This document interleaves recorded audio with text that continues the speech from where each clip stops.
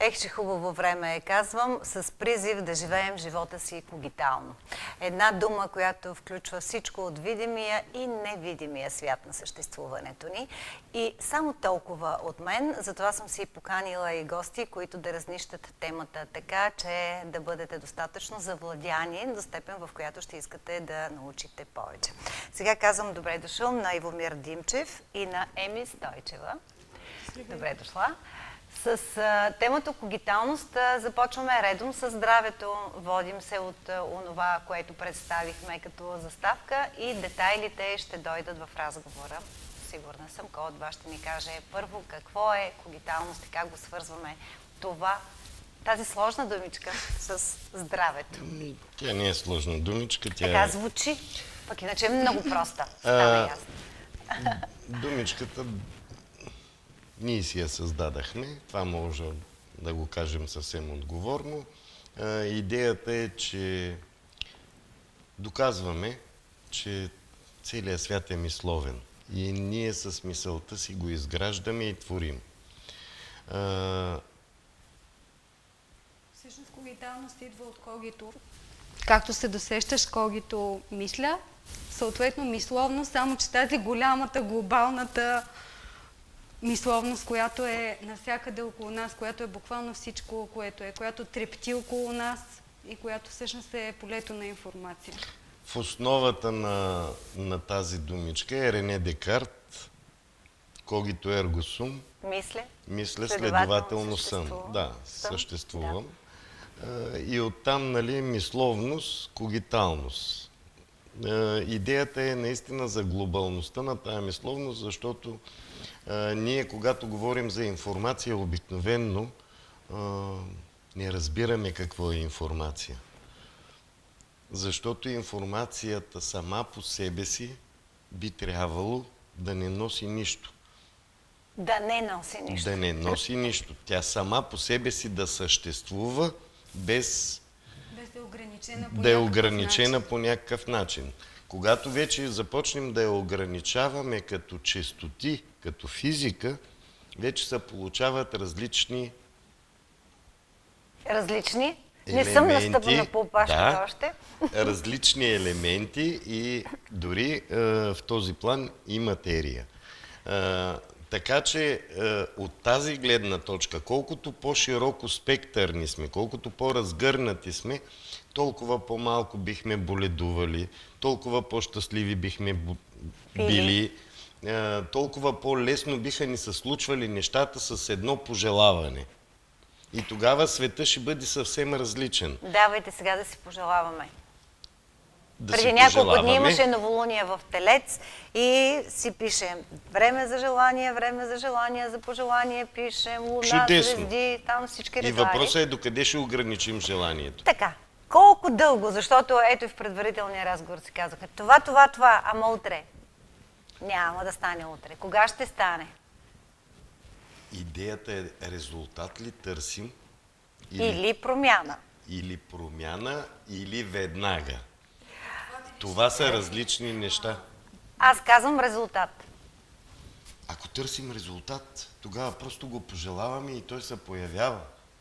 Защото ние сами творим света си. И тук става въпроса за това дали ще бъдем в синхрон с тази енергия и всичко, което се проявява, да, и като табелки го виждаме, и като срещи, и взаимодействия и така нататък, или ще искаме нашето си на всяка цена.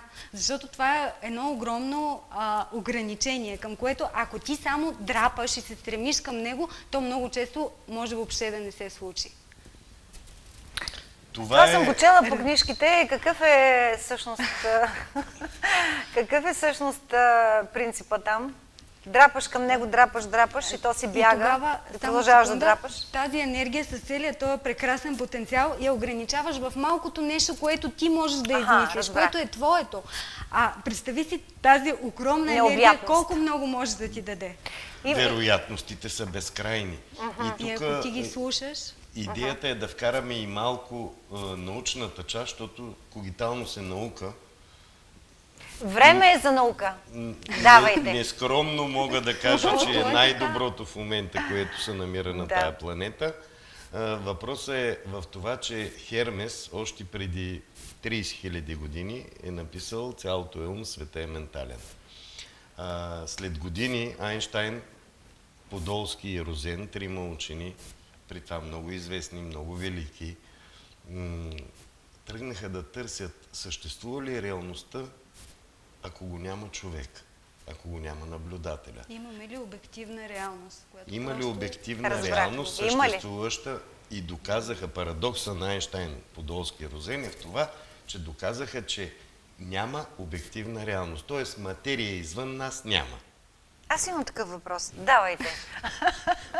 Материя извън нас няма. Точно така. И то е защото? Защото по принцип информацията, както коментирахме досега, тя е неограничена, необятна и всъщност за да получим материя трябва да се ограничим от цялото това информационно поле в определени елементи, които не са цялото. Да се фокусираме върху върху дадени неща. И тук има един много съществен момент. Ще го върна към Хермес, така наречения 8-ми принцип на Хермес, който на времето още е обявен като закона, който не е познат. Така. Стремежа към каквото и да е се проявява едновременно със своята полярност. Тоест, като се появи елемента, той трябва да има и отрицанието вътре в него, за да може да съществува като такъв. И единствено фокуса определя характера на резултата. Ако няма фокус, всичко остава еднакво възможно. Тоест, ако ние нямаме фокус върху дадено нещо, всичко е еднакво вероятно да се случи. Добре. И затова ние трябва да се фокусираме върху ограничение, за да проявим каквото и да е. Много често, нали, това в житейски план можем да го разглеждаме последния начин. Мислим си за даден човек интензивно и той хопи затъгала, здравей, как си, отдавна не сме се виждали. И това толкова често се случва на всички, че то е доказателство точно на този принцип. За колко време ще се появи човека? Веднага ли? Не. Затова се казва характер на резултата. Не конкретно в мига, в който вие сте го пожелали, а в една област от вероятности, която може да има разтеглено пространство време от до. В зависимост от това колко силно сте си пожелали даденото нещо. Колкото по-силно е желанието, и колкото по-силен е импулса, който сме излъчили. Тази сила как идва? Силен импулс, силно желание. Кое желание е силно и как да стане силно, ако не е силно? Може и с наука. Аз без наука. Когато ние правим избор, разтегляме сами собственото си пространство-време. Така. И когато го разтегляме, колкото по-голям е балона, който разтегляме, диапазона от честоти, толкова по-голяма е вероятността да се случи даденото нещо. Ако се фокусираме, искам чаша и то да е зелена или синя... Маничка с гълъбче, така? И докато тя чашата няма да се появи. Защото това е толкова събрано, че вероятността да се появи е много малка. Обаче ако кажем, имам нужда от чаша... Идва най-хубавата чаша за теб. За този момент. Това е идеята. Идеята е да си пожелаваме, без да имаме ограничение, дали ще бъде синьо, зелено, червено, т.е. да не вкарваме допълнителни елементи на ограничението. Добре, какво правим все пак, ако искаме червена чаша? Не я получаваме. Ако искаме конкретно червена чаша, ще трябва да изчакаме по-дълго време, фокусирани върху червеността на чашата. Много ми хареса този отговор. Добре. И в този смисъл, тръгвайки аз в посока на въпроси, преди да получа информацията, която си изговорихме и сядайки тук преди предаването, не случайно има толкова много мисли в тая посока, каквито са мислите в главата ти, такъв е живота ти, всичко се случва в главата ти. Така ли е в крайна сметка? На практика е точно така. На практика съвсем накратко мога да го обясня. Ние правим избор да преживеем определени състояния. Да. Ако сме цялата информация знаем всичко, има ли вероятност да преживеем дадено незнание? Това е абсурдно, нали? Ако знаем всичко през цялото време, т.е. ние сме самото знание, ние сме Бог, ако щеш, източник, тогава няма как да преживеем незнанието. И излиза, че той, който знае всичко, не знае какво е да не знае. Така е. И тогава ние решаваме да направим себе си като незнаещи, за да можем да изследваме самото незнание. И си избираме какво точно да преживяваме. Избираме си. Ще си направя Ивомир, така, за да преживявам Ивомир, ама той самичък в тъмното пространство, какво ще преживява? И тогава Ивомир пък вече съобразно създадения вече Ивомир, трябва да си създаде и околна среда. И Ивомир си създава околната среда, за да си взаимодейства с нея. Тогава излиза, че аз си правя целия свят. Това е по образ и подобие. Буквално ти излъчваш определените избори и честоти и създаваш в същия този потенциал тези вероятности, които проявяват целият ти свят. Ама те са твое отражение. И те са твоето трептене. Ти няма как да излъчиш нещо, което не е излязло вътре от теб. И Стефан Гайд, който разглеждаше Библията, цитирайки Библия Бесика, той казва така, ограничението или човека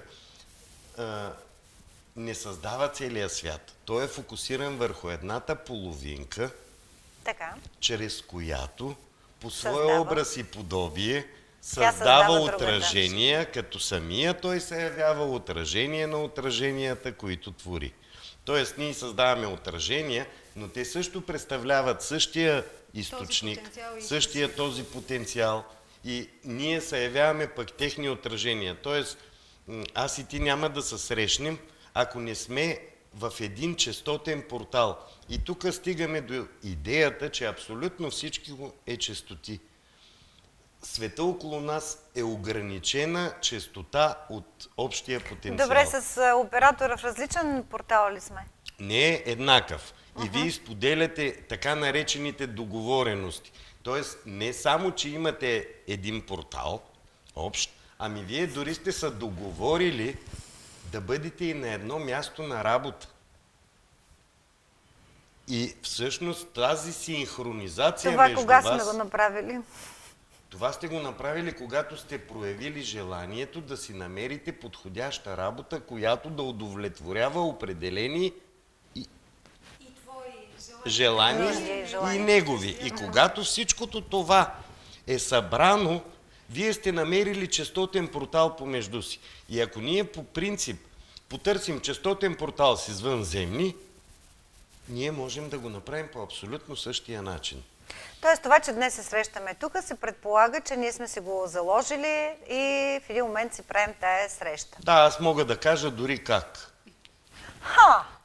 От Стара Загора, участник в семинара, даде предложение да направим семинар в Стара Загора. Участник в нашия семинар в София или във Варна. Няма никакво значение къде е бил участника. Идва и предлага, давайте и за Стара Загора да имате, сигурно ще има хора, които се интересуват как с мисълта си можем да се променяме, да се лекуваме и така нататък. Окей, добре, чудесно. Този честотен портал, който вече ние сме направили с този участник, той започва да пръска честоти. Имаме нужда в Стара Загора и така нататък. И тъй като ти, да речем, си на същата честотна вълна, вибрираш по същия начин, духовно търсиш как да развиваш себе си, заедно с оператора и така нататък, цялата телевизия, всичко това тръгва в тая посока. В един момент този участник изведнъж се сеща. Аз имам честотен портал с човек от телевизията, т.е. познавам някого там и ние имаме по някакъв начин взаимодействие и взаимоотношения. Тръгва обажда ти се на тебе и оттам нататъка нещата хоп и се случват. Откъде е тръгнала цялата идея? От нашия участник, който му е дошла хрумката, идеята, да разгърне това, което вече е научил, да речем, София, Пловдив или Варна, няма никакво значение, да го разпространи, защото на самия участник му е станало интересно. Всъщност така се раждат и повечето от нещата, които ние ги творим в нашия свят. Поради тая причина... Добре, че дадохме този пример. Да. Да, защото каквото и да тръгнем да творим, ние почваме точно по същия начин. Имам идея, правя съответната крачка, получавам честотни портали с най-различни вероятности. Ама това сега ще го разгърнем, моля, малко повече. Стана интересно, нали? Да, имам предвид, да, евентуално при дори една промяна или преструктуриране или обличане в нови дрехи, да разгледаме 3 или 4 етапа, вие ще кажете. Аз от материалите, които дадохте, мисля, че стигнах до етап 3, т.е. идва мисълта за нещо и изричаме го, защото ще кажете. Така, да има честотния портал, вибрацията да се пръсне навсякъде, да го заложим. Действие, така че ми го разгърнете сега. Така. Значи имам идея, имам мисъл. Обаче ако това си остане само мисъл, то ще си остане мечта. Все едно в нищото, в тъмното пространство, съм пуснал една искрица. Ама тя пусната и загаснала. За да не е искрицата загаснала, аз почвам да я изговарям, което вече става вълна. При изговарянето? При изговарянето. Това е звук, който се разпространява и той вече тръгва и почва да вибрира навсякъде. По този начин аз с този звук на много места създавам възможности за честотни портали. Така. Вероятности. Разбирам. Облак от вероятности, както казахме, 8-я принцип. Характера на резултата. Т.е. облака от вероятности е точно този характер на резултата. И вече изказаното от мен, след като създава огромен облак от вероятности, аз започвам да търся коя вероятност най-много ми допада честотно на мен, за да я избера. За действие. Да, избирам я и почвам да я правя. И когато се кръстосат енергиите, вече идея, чрез казано и действие, нещата се случват. И изведнъж кръстосаната енергия проявява съответния елемент, който ние всъщност не сме имали дори идея как да го направим. Ще дам пример с много такива открития. Учения или гения, който е измислил иглата за шевната машина, той сънува копие, което е с дупка в средата. Защото той си е пожелал нещо да направи, за да може механизирано да се шият дрехи, а не на ръка. И тогава му идва идеята, прави машината, всичко прави, накрая иглата я няма. И тогава сънува това копие с дупка в средата, прави иглата и чрез тази игла всъщност става в момента съвременното това е много хубаво. Сега ме пращате в един друг отдел. Сънища. Сънищата са директна връзка с източника под формата на визуализирани елементи, т.е. на визуално послание. Аз няма да изпадам в детайли, но за мен наистина сънищата са много ясни, показателни. Те са табелки. И те са чудесни допълнения и отговори към това, което не откриваме в реалността или не липсва, или е нужно да го допълним. Абсолютно. Посланица едно към едно. Какво е необходимо и нужно да се направи за съответния ден, че някой път и за цяла седмица напред. Какво е да сънуваме, така да питам? И защо в сънищата, какво се случва по време на сън и защо сънищата подсказват, казват, дават? Значи, това са паралелни реалности, много близки до нашите, които ние създаваме визуално. Които пак трептят точно като честотни портали на нашата честота, на нашото. И ние имаме честотен портал с тях. Вътре в съня ни се подсказва какви са нашите избори до момента и какво е най-доброто, което е необходимо да направим, за да реализираме избора, който сме направили. Така. И ако е нужна промяна, по същия начин да направим промяната. Ако не знаем какво да правим, какво е нужно да направим, кое ще е най-адекватното, най-адаптивното, най-доброто за теб сега в този момент. В този момент.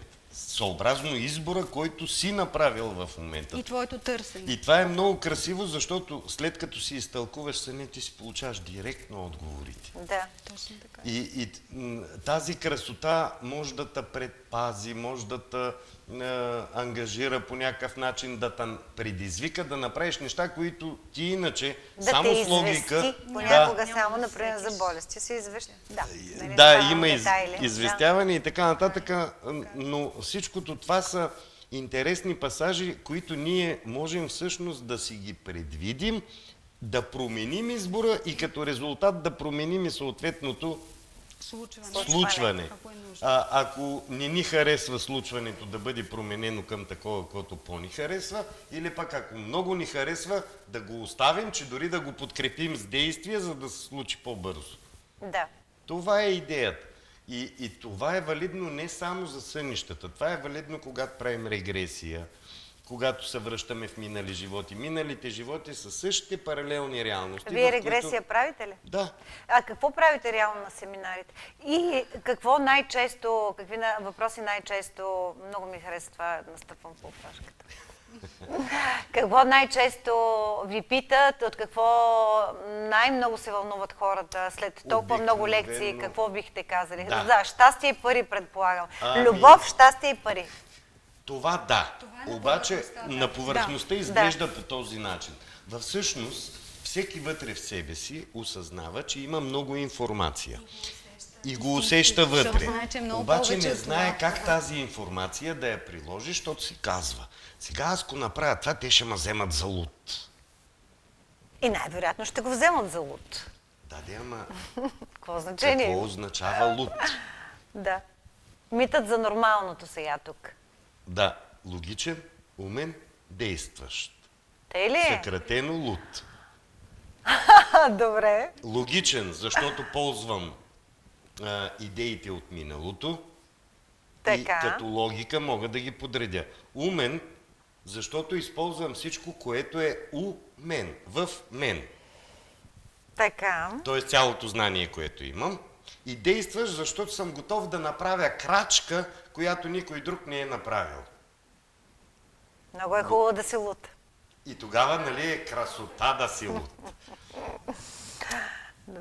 В този план, когато ние започнем да правим такива нестандартни действия, да излизаме извън зоната си, така да го кажа, на комфорт, с която сме свикнали, почват да ни обявяват: абе, ти много нестандартно решение взети, май си гений. И аз казвам: не съм гений, просто съм луд. Имам желанието да излизам и да правя действия извън познатото. И тогава всъщност и много по-интересно се случва, защото откриваш неща, които никой друг до този момент наистина дори не се е напъвал да открива. И всъщност това, което намират като отговор хората наистина на семинара, е това са принципите, за които, нали, започнахме да си говорим. А именно това излизане извън познатото, разширяването, извън ограничението, достигането и съобразяването, да го речем, с информацията, което те прави наистина жив, търсач, винаги готов да прояви, да направи нещо. Всъщност това е тръпката, която всеки вътре в себе си усеща, че това му е истинската посока, да вижда, да прави, да може повече и повече навън. И всъщност това е нещо, което... Но тогава излиза, че ако ние сме стигнали до определено ограничение, единственият начин да се почувстваме щастливи е да разширим ограничението, т.е. да получим още повече информация, да научим още нещо ново, повече неща. И те затова идват на самите семинари. И там е избора, между това, което вече си направил, защото ние харесваме себе си такива, каквито сме, спрямо това, което вече сме създали и сме направили. Ама в същото време търсим промяна. Но виждаме, че имаме нужда винаги от нещо още и още и още. Добавена стойност. Да, като добавената стойност, която, нали, ние придаваме някакво значение на тая добавена стойност, че е редно да я имаме, но ако може да ни я привнесат отвънка.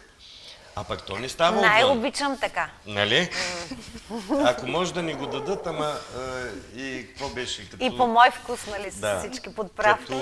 Като този човек, дето 70 години съм молил: Господи, дай ми шанс, дай ми шанс. и накрая Господ му рекал ми, пусни си фиша. Пусни си фиша, нали, да, горе-долу, това е нали, тя ситуацията трябва да има действие, за да се случат нещата. И тогава, за да ги предизвикаме да направят съответните действия, на практика аз ги настъпвам по опашката. Че хубаво. И дори имахме един такъв семинар, само ще го отворя като скоба, дето точно на Коледа, преди около 6-7 години беше, и аз казвам, вижте какво, преди Коледа там беше 19 декември или нещо такова, викам, днеска семинара ще мине по-спокойно. И отзад една госпожа се обажда. Абе, Ивомире, аз за кой ден от Силистра, бе?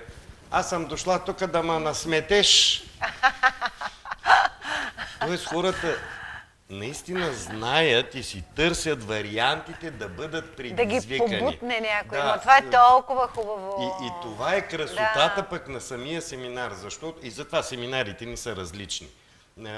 Ние действаме... Ето и аз нито един от въпросите си не съм задала реално.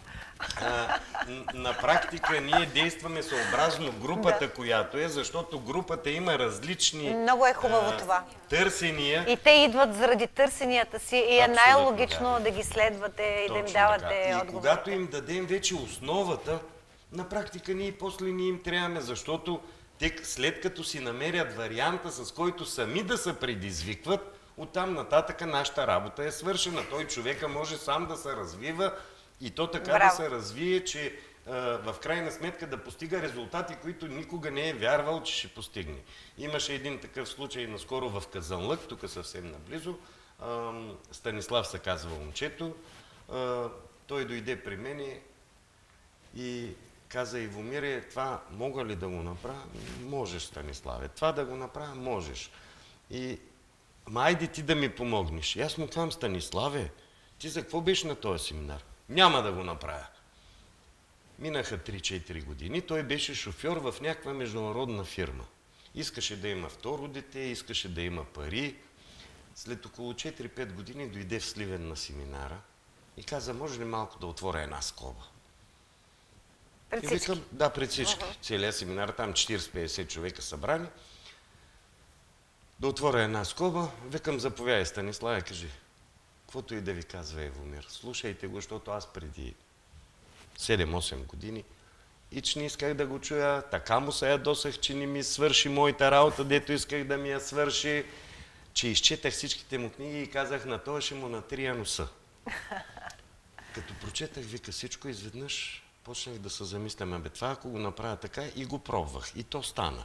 И го пробвах, и то стана. В момента съм представител на същата международна фирма, в която бях шофьор, представител за Източна Европа. Имам второ дете и затова дойдох тук на този семинар, за да се похваля, че всичките мечти вече са сбъднати. Идеята е, че след като ние си отправим предизвикателствата към хората, т.е. им покажем как сами могат да се ръчкат и да си постигат резултатите, на практика от нас няма нужда.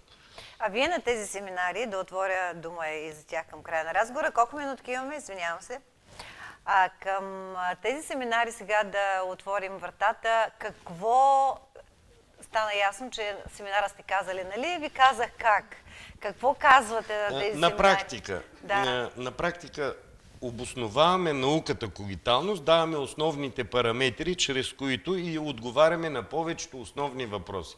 Много хора си задават въпроси, защо всичко е сега, защо ние избираме, как реализираме материята, какво е информация, какво е енергия. В един обоснован план обаче, а не само като, нали, не нахвърляно. Енергия и така нататък. С конкретен въпрос. И конкретни научни доказателства. Да. След което започваме чисто практически упражнения. Практическо упражнение е примерно да види той какво означава регресия. Как ще се премести в другия свят, ще го види и ще знае, че е той. И да го усвои, да може след това сам да си го прави, да го прави и на други хора. Това не е нещо и затова ги събираме по двойки, айде сега вие си го правете. И ние ще наблюдаваме отстрани какво се случва. Да. И тогава те чисто практически виждат, че абсолютно всичко го могат. Точно така. Тогава почват да разбират как да си променят филтрите, как да се разгърнат, да станат по-широкочестотни. На база на това повече вероятности ще имат, че имат повече възможности. Всичко това се случва в самия семинар. Тези, които обаче се страхуват да дойдат да се покажат на семинара, има пък академия, онлайн обучение, което е по същата схема, само че е цяла година. Не е както в семинара интензивно за 2 дена. Идеята е, че в тази пък академия 365 дена ние им задаваме сутринта имейл, че имаш такава задача днеска за 5 минути да я свършиш. Днешната ви задача каква беше? При всеки е индивидуална, спрямо деня, в който всеки ден има и полека надграждаме до 365 ден, когато... Първия ден, представете се, че съм записана днес. Да. Днеска честно трябва да си кажете кои са вашите позитивни и негативни черти. Добре. Това е стъпка 1. Първо честно да си признаем кои сме ние.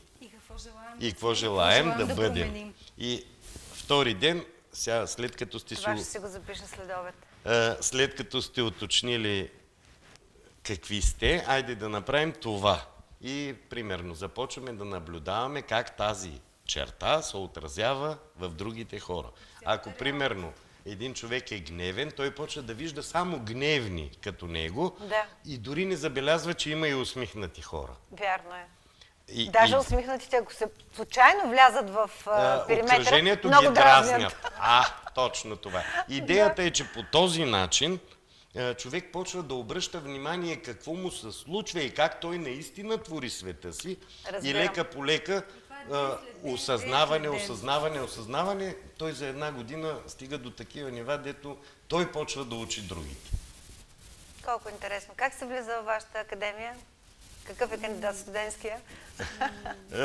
Имаме сайт, пращат имейл и съответно ги записваме вътре и те започват 365 дни. Много е хубаво. От момента, в който те са записали, започват да текат нещата.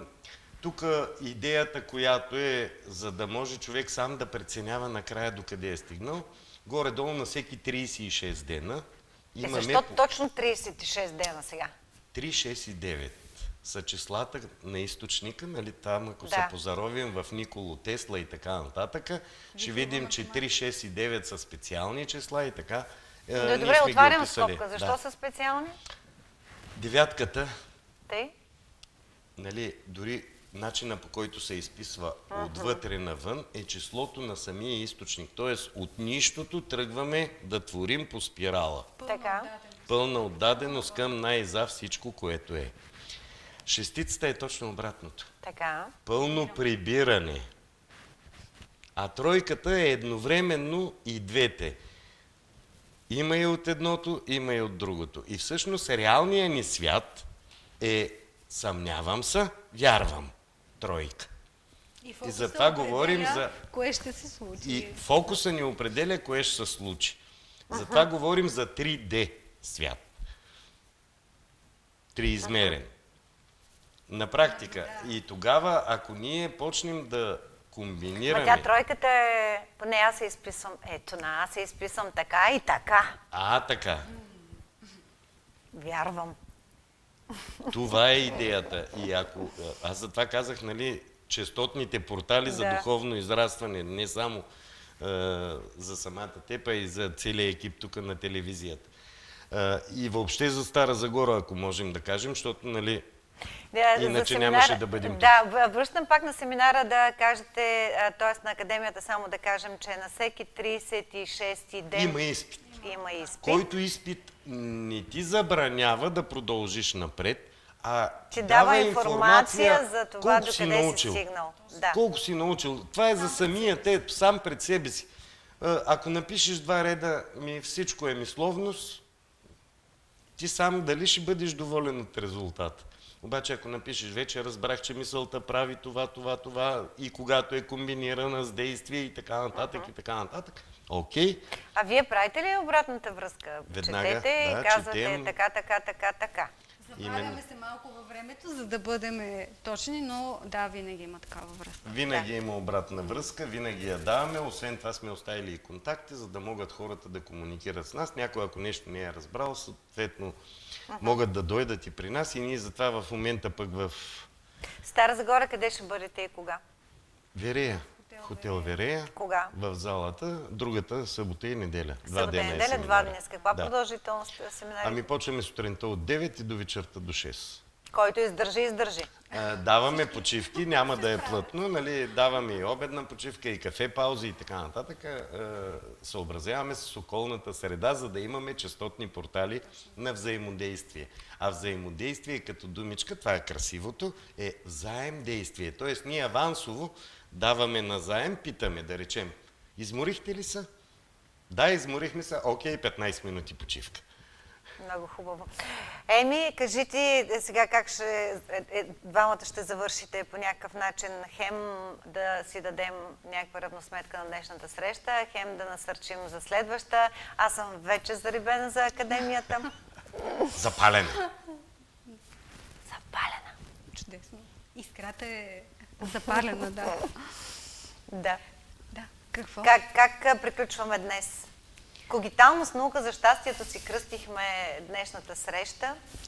Да, защото когиталност е наистина свободата за това да се отвориш към информацията, да чуваш информацията, да си в синхрон с нея и в крайна сметка наистина да правиш непрекъснато осъзнати избори, които творят буквално твоята реалност. На всяка крачка, на всяко нещо, на всяко място и ти изпитваш все повече и повече щастие в моментите, когато наистина си готов да прегърнеш всяка възможност с цялото себе си и да я твориш осъзнато тази реалност. И двама да изглеждате като прегърнали възможностите. Да, и ние сме супер щастливи. Щастливи, защото живеем това.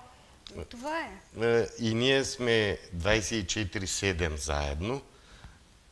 В същото време имаме една посока. Общо. И ако трябва да го нарисуваме и да го споделим, нали, като библейско сказание, ако двама се съберат под един покрив, то става като стрелка и кажат на планината да се премести, то тя ще се премести.